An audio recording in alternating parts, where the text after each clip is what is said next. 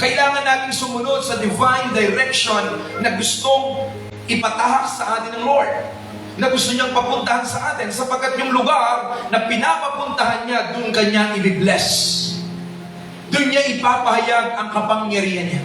Doon niya ipapakita kung anong klaseng Diyos ang pinaglilingkuran mo. At doon niya i-reveal ang kanyang katauhan.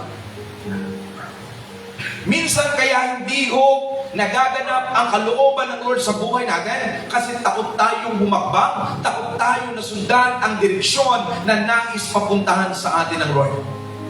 Andiyan ba tayo, mga kapatid? Tandaan niyo po, uulitin ko, pag may pinapapuntahan siyang lugar, sumunod ka lang, puntahan mo yun, dahil dadalhin ka niya sa tamang lugar. At pag dinala ka niya sa tamang lugar, kasama na dyan ang patnubay at pangunguna ng Panginoon. Maging sa daanan mo, hindi ka niya pababayaan. Hindi niya hakayaang may mangyari sa iyo sa daan, dahil kapag may nangyari sa iyo sa daan, kagaya ni Elijah, ang Diyos ang sisisihin mo. Nakuha niyo po ba ako, mga kapatid? So yun ang maganda po kay Elijah. Marunong siyang sumunod sa divine direction na nais papuntahan sa kanya ng Panginoon.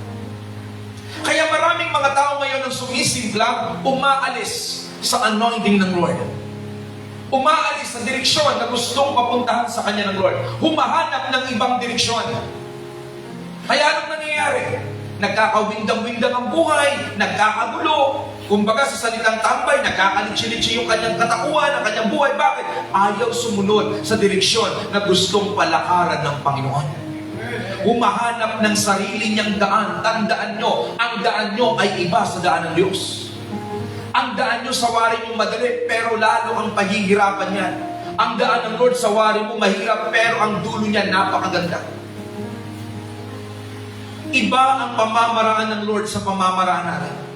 Iba ang takbo ng isip ng Lord sa takbo ng isip mo.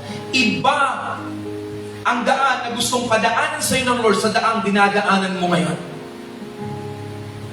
Kaya kung matututo lang tayo na sumunod, humakbang sa banal na direksyon na nais ng Lord, hindi ka mapapasama, hindi ka mapapahiya, hindi ka mawawalan, bagos mapagpapala ka at mapapaganda ang buhay mo at mapapanudong maging ang pagkatao mo.